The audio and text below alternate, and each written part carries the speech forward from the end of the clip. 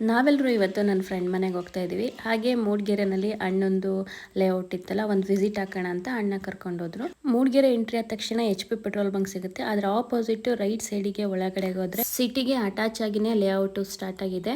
Next ಮುಂದಕ್ಕೆ ಕಮರ್ಷಿಯಲಿಗಂತೂ ಒಳ್ಳೆ property.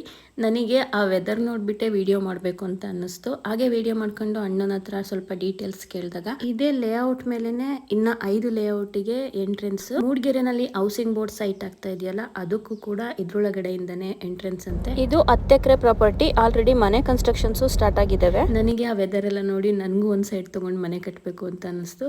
ಮತ್ತೆ ತುಂಬಾ ಕಮ್ಮಿ ಬೆಲೆನಲ್ಲಿ ಸೈಟ್ ನ ಸೇಲ್ ಮಾಡ್ತಾ ಇದ್ದಾರೆ. ಬರೀ 10 ಸೈಟ್ ಇದೆಯಂತೆ. ಮೂಡಿಗೆರೆಯಲ್ಲಿ ಇರೋರಿಗೆ ಆ ವೆದರ್ ಕಾಮನ್ ಆಗಿರುತ್ತೆ, ಬಟ್ ನಮಗದು ತುಂಬಾನೇ ಸ್ಪೆಷಲ್ ಅಂತ ಅನ್ಸುತ್ತೆ. ಮೂಡಿಗೆರೆನಲ್ಲಿರೋರು, ಸುತ್ತಮುತ್ತ ಇರೋರು, ಇನ್ವೆಸ್ಟ್ ಮಾಡೋರು ಒಂದು ಒಳ್ಳೆ ಬೆಸ್ಟ್ ಆಪರ್ಚುನಿಟಿ ಯೂಸ್ ಮಾಡ್ಕೋಬಹುದು. ಇನ್ನ ಡೀಟೇಲ್ಸ್ ಬೇಕು ಅಂತಂದ್ರೆ ಸ್ಕ್ರೀನ್ ಮೇಲೆ ನಾನು ಅಣ್ಣನ ನಂಬರ್ ಹಾಕಿರ್ತೀನಿ, ನೀವು ಕಾಂಟ್ಯಾಕ್ಟ್ ಮಾಡಬಹುದು. ಅಲ್ಲಿಂದ ಸೀದಾ ನನ್ನ ಫ್ರೆಂಡ್ ಮನೆಗೆ ಹೋದ್ವಿ. ಮೂಡಿಗೆರೆ ಟು ಕೊಡ್ಕ್ಯಾರ ರೂಟ್ ಅಲ್ಲಿ ರೈಟಿಗೆ ಸಾರ್ಗೋಡ್ ಕುಂದೂರ್ ಅಂತ ಇದೆ. ನಾವಿಬ್ರು PUC ಫ್ರೆಂಡ್. ಡ್ರೆಸ್ಸಸ್ ತಗೊಂಬ ಅಂತ ಹೇಳಿದ್ದು, ತಗೊಂಡೋಗಿದ್ದೆ. ಸ್ವಲ್ಪ ಸೆಲೆಕ್ಟ್ ಮಾಡ್ಕೊಂಡ್ಲು.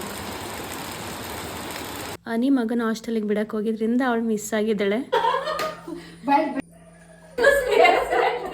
ನಾವು ಹೋಗಿ ಬಂದು ಒಂದು 10 ದಿನಕ್ಕೆ ಮತ್ತೇನೋ ದೇವ್ರ ಹರಕೆ ಅಂತ ಮಾಡಿದ್ಲು, ಬರಲೇಬೇಕು ಅಂತ ವಾರ್ನಿಂಗ್ ಮಾಡಿದ್ಲು. ಆ ಸಲ ಹೋದಾಗ ಹನಿ ಬೇರೆ ಮಿಸ್ ಆಗಿದ್ಲಲ್ಲ, ಅವಳು ಬರ್ತಾಳೆ.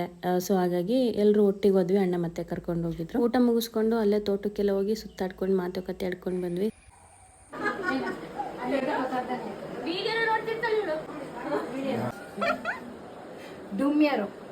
ನಮಗಂತೂ ಎಷ್ಟು ಮಾತಾಡಿದ್ರು ಮಾತು ಮುಗಿಯಲ್ಲ.